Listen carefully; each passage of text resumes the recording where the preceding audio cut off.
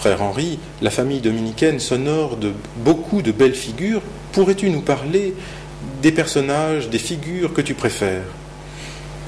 Si l'on met à part, bien sûr, Saint Dominique et Saint Thomas, qui sont des maîtres en vie religieuse et en vie intellectuelle, mais mes deux frères préférés dans l'histoire de l'ordre sont deux frères de notre province de Toulouse, de l'époque contemporaine, le père Cormier, qui fut maître de l'ordre au début du XXe siècle, et le père Lagrange, qui fut un grand savant biblique au début du XXe siècle également. Ils se connaissaient? Non seulement ils se connaissaient, mais ils ont vécu ensemble, ils ont lutté ensemble, ils ont partagé ensemble l'idéal dominicain, chacun selon son charisme. Que s'est-il passé exactement? Le père Cormier était avant tout un gouvernant, un prieur, un maître de l'ordre, rempli d'un grand idéal de charité.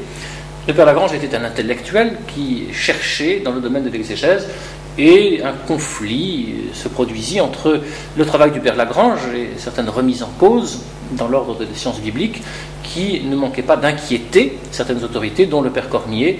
Et le père Cormier a su faire preuve à l'égard du père Lagrange à la fois de beaucoup de confiance et de beaucoup d'espérance, alors même qu'il ne partageait pas ses convictions. C'est-à-dire que le père Lagrange semblait au moins un temps accusé de modernisme, le père Cormier, lui, passait pour un homme très classique. Comment a-t-il pu sentir que le père Lagrange gardait le bon chemin? Le père Cormier était un homme rempli de charité, et je crois profondément, sa correspondance en témoigne, que sans comprendre le fond du travail du père Lagrange, il avait confiance dans la charité du père Lagrange, dans sa vérité, dans sa grande sincérité de travail, et il s'est appuyé là-dessus pour faire confiance à un homme dont il ne partageait pas les convictions. Le père Cormier a été béatifié par Jean-Paul II en 1994. On parle de béatifier le père Lagrange. Qu'en est-il? La cause de béatification du père Lagrange, grâce au travail de notre frère le père Montagne, est bien avancée. Elle est maintenant entre les mains de la Congrégation pour les Saints. Nous espérons tous qu'elle aboutira prochainement. Il semble que ce soit le vœu personnel du pape Jean-Paul II. Y a-t-il un miracle?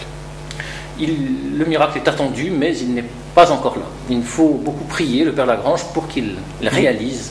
Il n'a pas eu lieu. Il n'a pas encore eu lieu.